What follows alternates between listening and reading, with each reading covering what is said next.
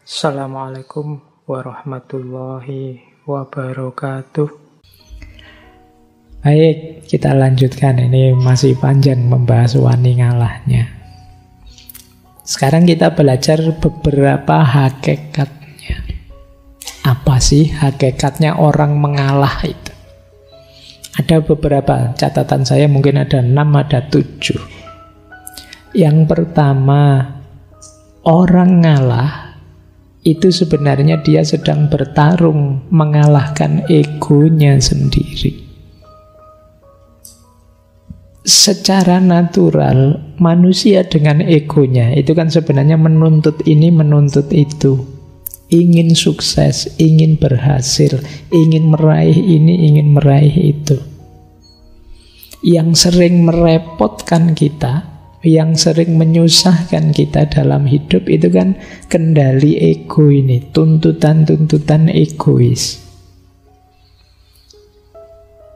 Nah, mengalah mengajarkan kita untuk mengalahkan ego.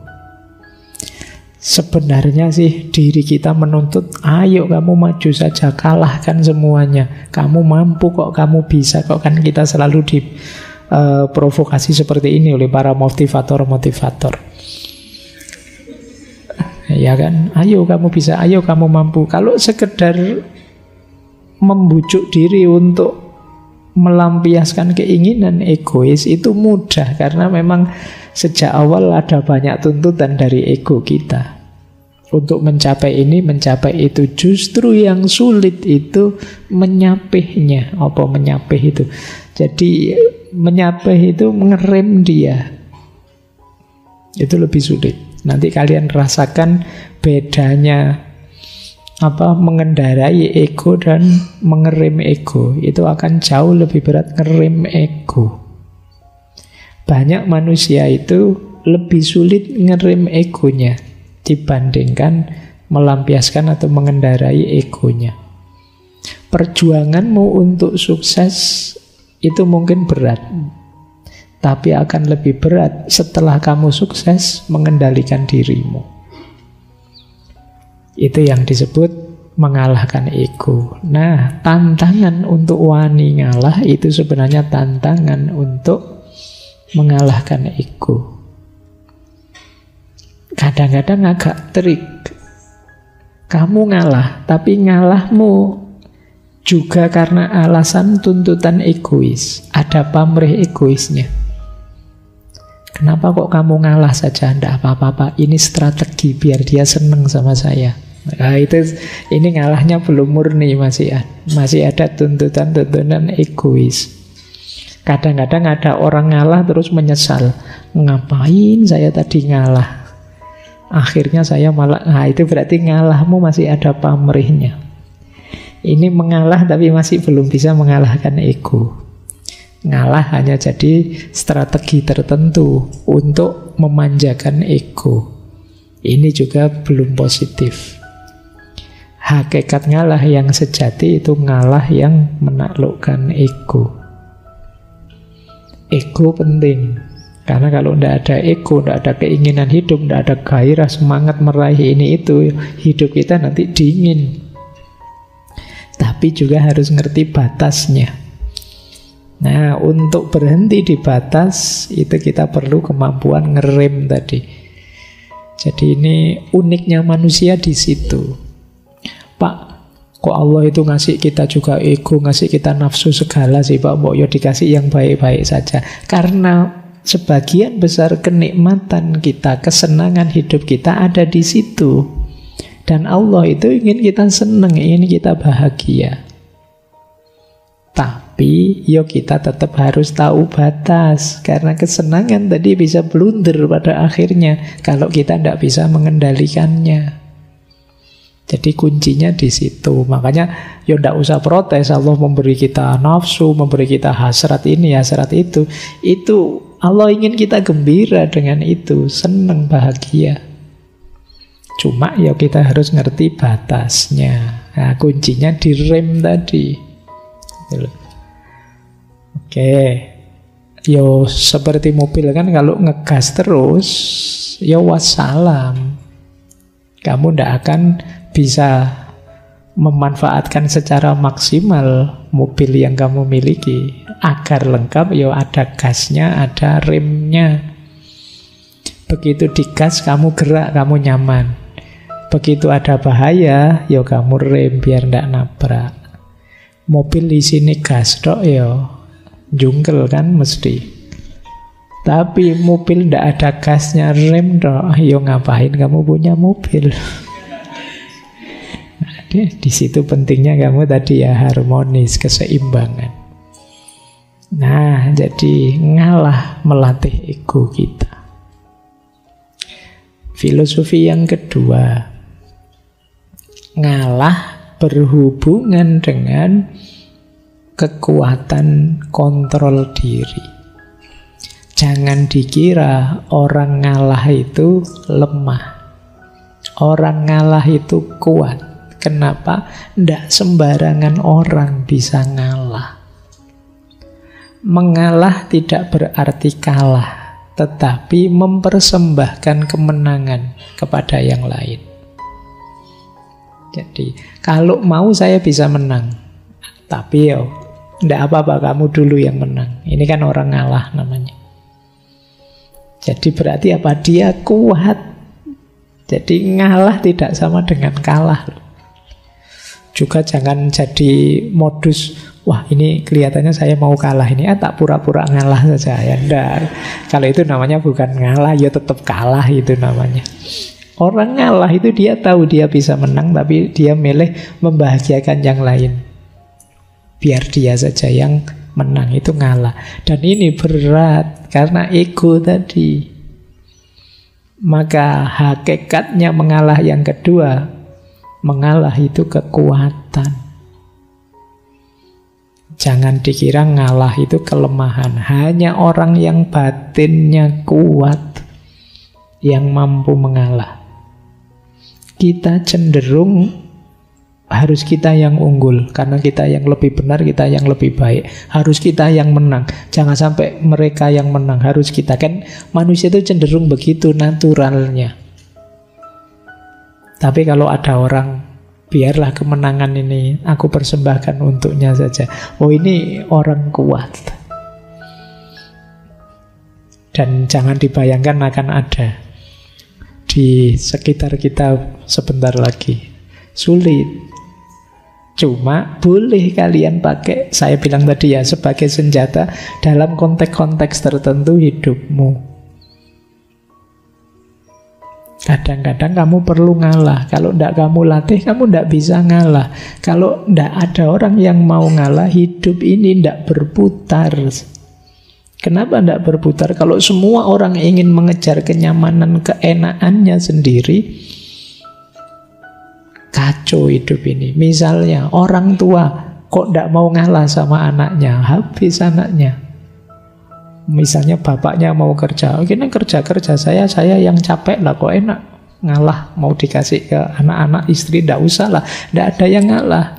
Guru tidak mau ngalah sama muridnya, sama siswanya. Dosen tidak mau ngalah sama mahasiswanya. Sahabat tidak mau ngalah sama sahabatnya. Kalau tidak ada satu pun orang yang mau ngalah, ya selesai, hidup ini kacau mesti. Tabrakan semua. Kalau semua hanya pakai logika, lah kok enak, lah kok nyaman. Kalau semua pakai logika, lah kok ini, selesai hidup kita, sangat berat kita tanggung. Saya datang duluan kok, ya saya harus duduk paling depan dong. Dan jangan deket-deket, saya butuh tempat untuk saya sendiri 2 meter. Kalau kalian, misalnya, oh itu tidak mau ngalah. Nah, jadi ayo menguasai diri kita, tunjukkan bahwa kita kuat. Jadi kita sanggup melepas sesuatu yang kita anggap berharga. Nah, ini jadi kalau tadi hubungannya dengan mengalahkan ego, yang kedua dengan kekuatan batin. Hanya orang-orang yang batinnya kuat yang bisa mengalah. Yang ketiga, orang yang mengalah itu kemungkinan adalah orang yang sudah tidak tergoda lagi, tidak terikat lagi oleh hal-hal duniawi. Kalau kalian masih sangat terikat, mudah tergoda, sulit untuk ngalah. Masih mudah terjebak dengan godaan-godaan untuk menang, untuk unggul, untuk nomor satu. Makanya di situ ada peribahasa Jawa yang menurut saya menarik untuk hidup nyaman, tidak terlalu terikat dengan dunia. Sing wis lunga lalekno, sing durung teko entenono, sing wis ana syukurono.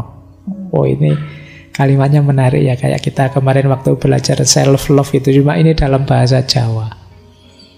Jadi sing wis lunga lalekno, yang sudah lewat ya lupakan saja, ngapain diingat-ingat terus memberati pikiran. Berarti kita terikat dengan hal itu. Yang belum datang ya kita tunggu. Tidak perlu cemas, tidak perlu khawatir, wong belum datang. Ya kita tunggu saja. Ngapain kita gelisah, ngapain kita stres tentang sesuatu yang belum datang. Pak, nanti jodoh saya cocok enggak Pak ya? Jangan saya itu orangnya begini ya Pak. Jodoh saya kayak gimana? Bilang, ngapain kamu sibuk mikir jodoh? Wong masih nanti. Nanti ya dipikir nanti.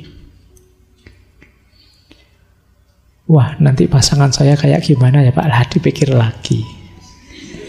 Sudah dibilangin jangan dipikir, wong itu masih nanti. Yang belum datang ya ditunggu. Kalau sudah datang baru kita baca, kita sesuaikan, kita beradaptasi dan lain sebagainya. Wong belum ada sosoknya, kamu sudah, saya latihan beradaptasi Pak. Beradaptasi buat apa?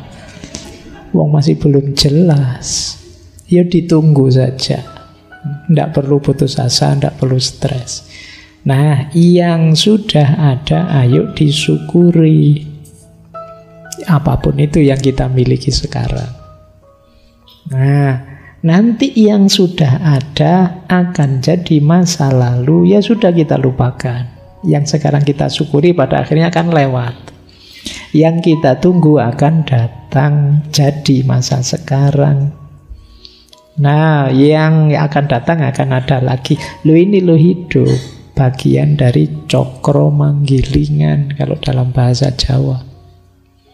Kita nikmati saja, tanpa perlu terikat, tanpa harus baper. Jadi biarkan berjalan sesuai sunatullahnya. Nah, ini ketidakterikatan duniawi.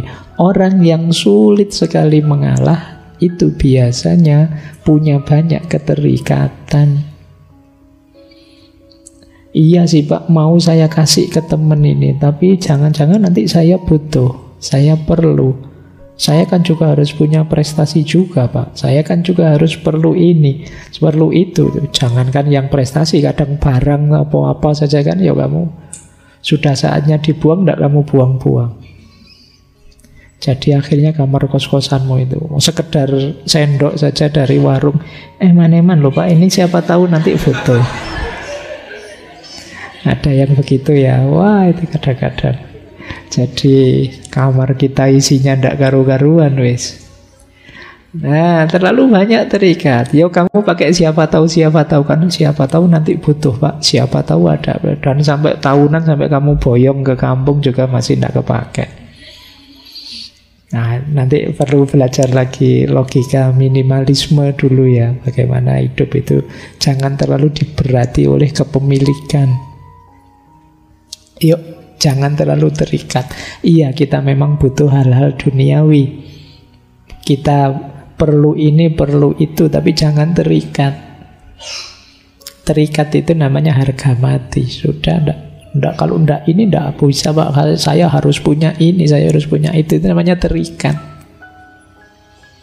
Oh, kalau enggak ada ini, saya masih ada ini kok Pak. Kalau enggak ada itu, saya masih bisa ini. Itu namanya enggak terikat. Waduh, listriknya mati, enggak apa-apa, masih banyak bisa melakukan hal lain tanpa listrik. Sinyalnya kok seret, enggak apa-apa, ya berarti enggak usah pegang HP yang perlu sinyal, game yang enggak pakai Nah, ada banyak alternatif kok. tidak usah takut. Tapi kalau kamu terikat di satu atau dua hal, ya nanti akibatnya tadi, egomu semakin besar. Jadinya kamu sulit ngalah. Oke ya. Baik, ini hakikat mengalah yang ketiga. Hakikat yang keempat. Orang itu bisa mengalah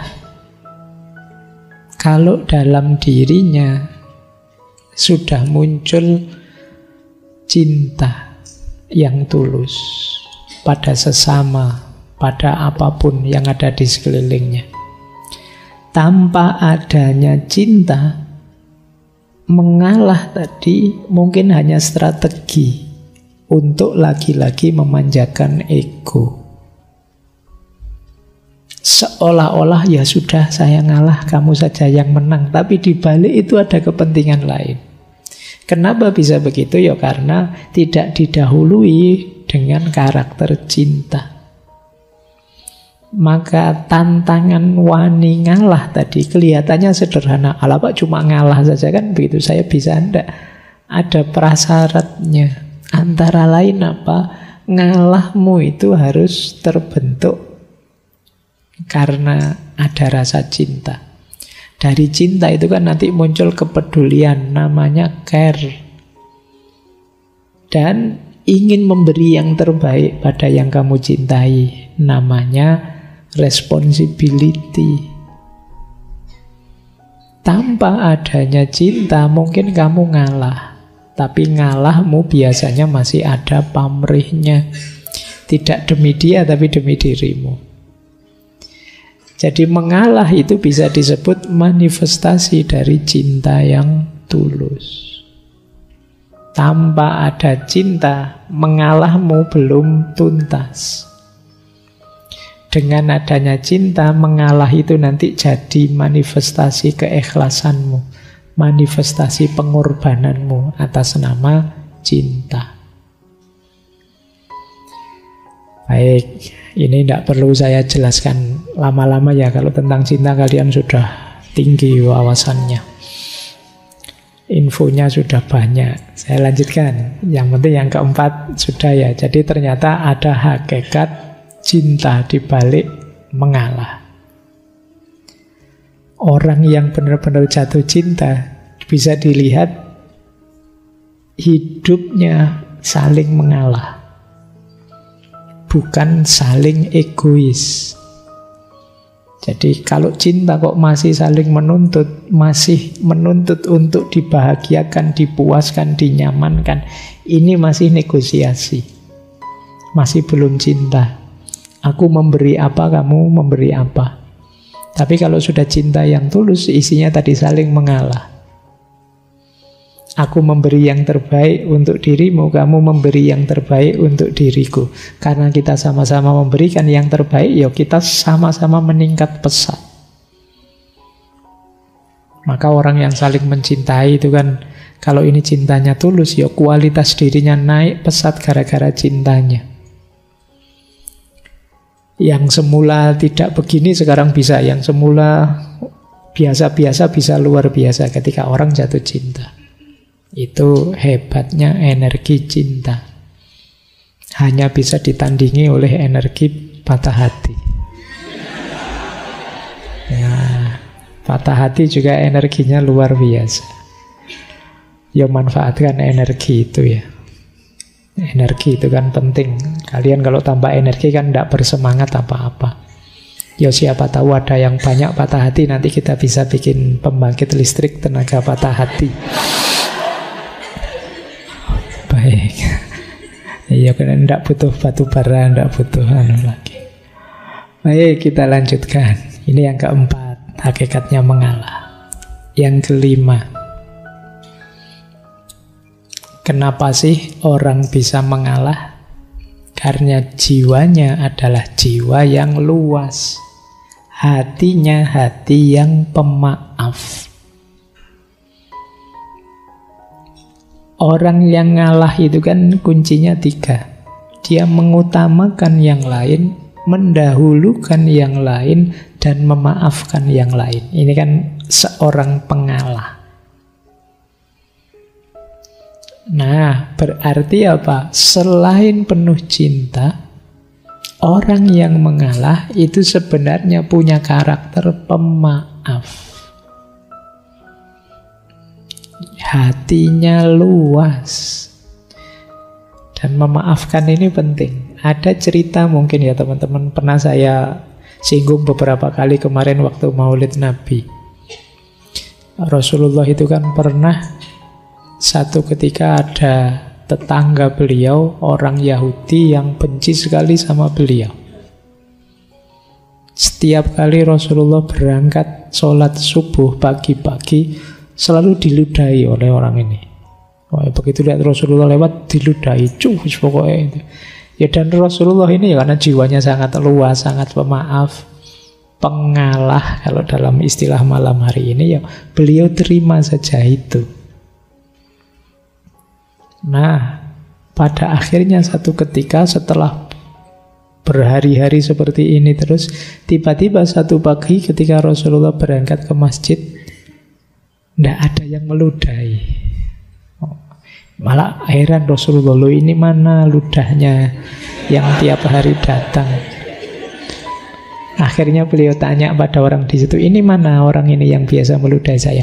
Oh, beliau Rasulullah sedang sakit, makanya tidak sempat meludah. Ya kalau sakit masih nyempet-nyempetin meludah, ya kebangetan.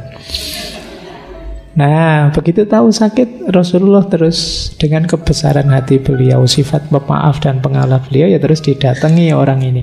Dan orang ini betapa tersentuh hatinya, karena ternyata engkau yang orang tiap hari aku ludahi adalah orang pertama yang menjengukku waktu sakit. Ini kan luar biasa, jiwa pecinta, jiwa pemaaf, jiwa pengalah. Dengan contoh ini kalian boleh bilang mengalah ternyata memang bukan berarti kalah. Pada akhirnya kan tetap yang menang Rasulullah. Orang ini kan terus jadi masuk Islam. Nah, mungkin saja dengan mengalahmu ada banyak keberhasilan-keberhasilan, kesuksesan, buah dari mengalahmu yang lain. Nah, ini penting. Ya, memaafkan itu kan nilai yang mulia. Di situ saya tulis, memaafkan itu membahagiakan, meskipun berat. Yang pertama apa? Dengan kita memaafkan, itu mengurangi kegelisahan kita, mengurangi kegelapan hati kita. Orang yang tidak memaafkan itu kan orang yang dendam. Orang yang dendam itu ya orang yang gelisah, tidak nyaman. Jadi kalau bisa ya kamu buang saja beban itu. Ngapain diam-diam kamu membebani dirimu dengan dosanya orang lain kalau itu dosa. Jadi kurangi dengan cara memaafkan. Kurangi juga dengan cara mengalah tadi. Yo, dengan kita memaafkan kan nanti mengurangi rasa marah, mencegah perilaku tidak terkontrol. Kadang-kadang kan kita itu karena saya disakiti, saya harus balas menyakiti. Sana juga begitu, loh saya disakiti, balas-balasan tidak ada akhirnya nantinya.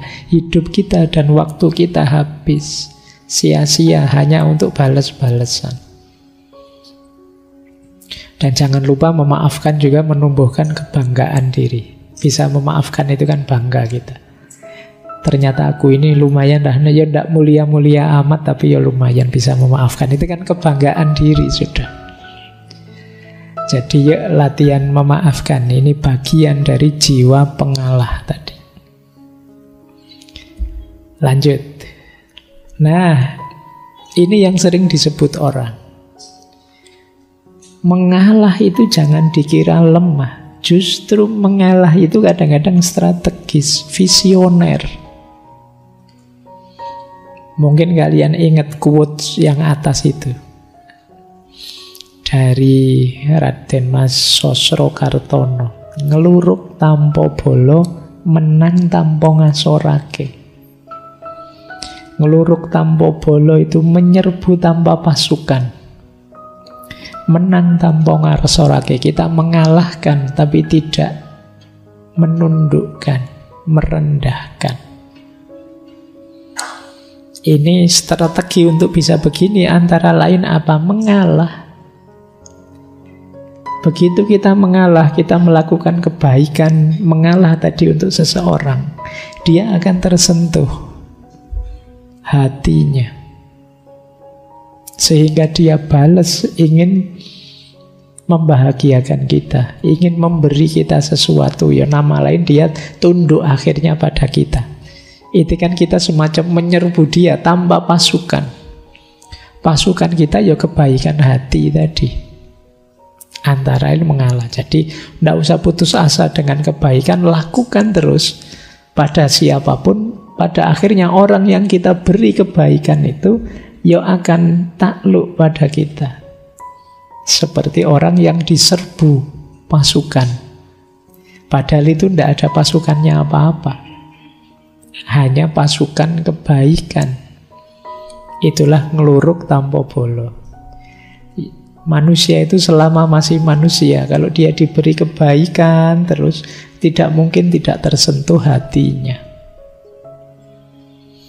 Sejahat apapun dia, ya kayak di film-film itu kan kadang penjahatnya ragu-ragu karena tokohnya sangat baik lakonnya. Itu nama lain dari ngeluruk tanpa bolo. Dan menang tanpa ngasorake. Tidak membuat malu yang lain. Ya dengan jalan mengalah tadi. Dengan jalan kita mengalah, monggo sampean yang duluan, monggo sampean yang juara, yang berprestasi, monggo sampean.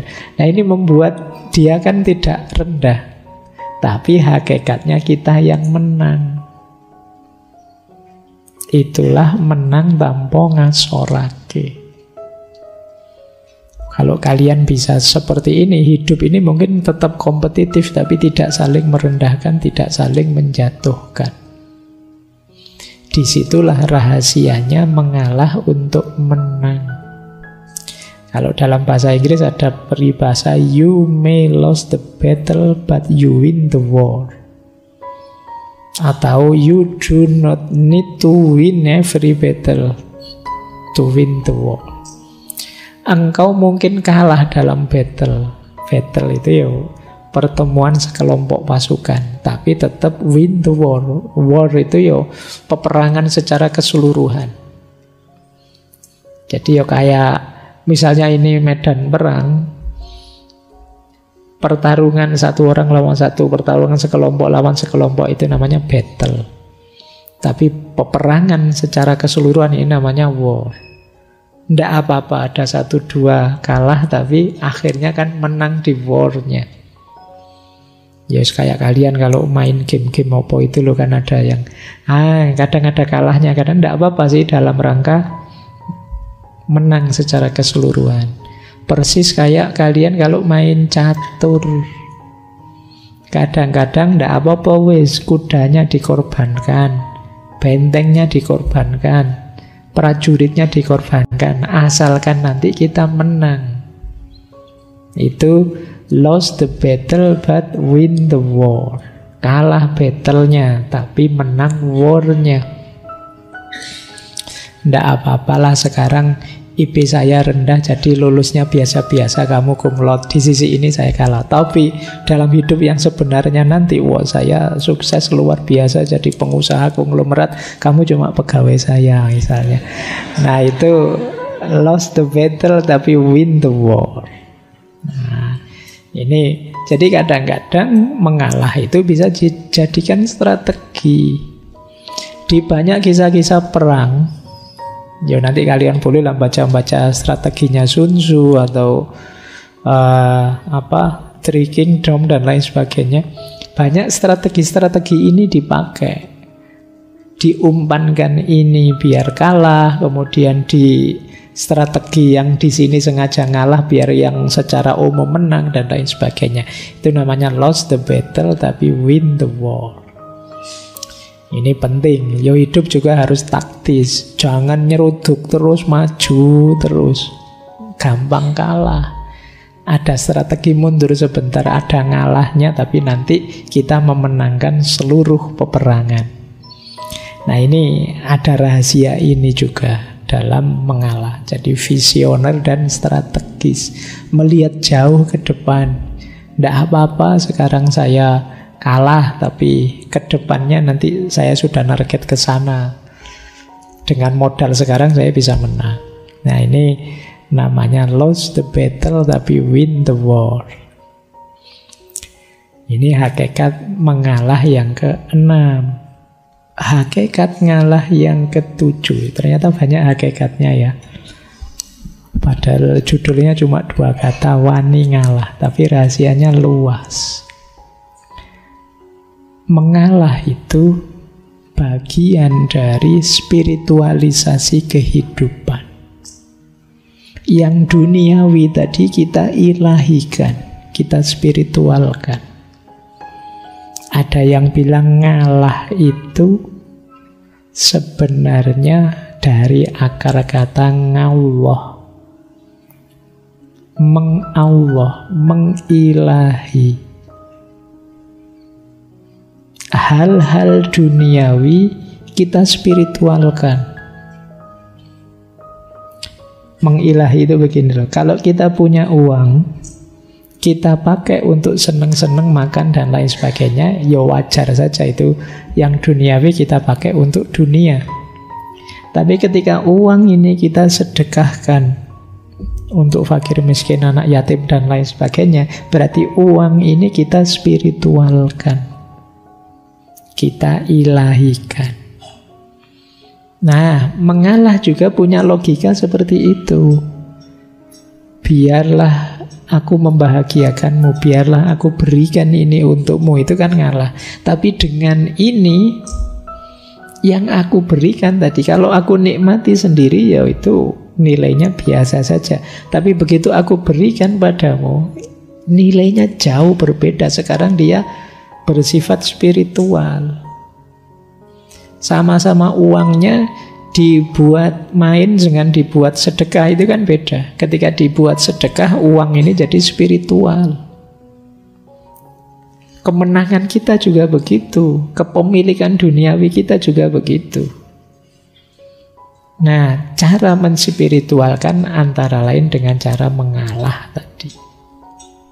Jadi, menspiritualkan peristiwa sebagai sarana menuju Allah.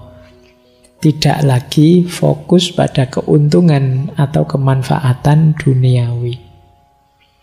Inilah hakikatnya mengalah. Sudah ada 7 hakikat mengalah. Oke, untuk malam hari ini saya cukupkan sekian dulu. Mohon maaf kalau ada yang kurang berkenan, mungkin 1-2 kekurangan apa, mohon dimaklumi. Kalau ada kekhilafan, kealpaan yang teman-teman ngerti benernya seperti apa, ya silahkan disampaikan. Kurang lebihnya mohon maaf. Wallahul muwaffiq, wallahu a'lam bissawab. Wassalamualaikum warahmatullahi wabarakatuh.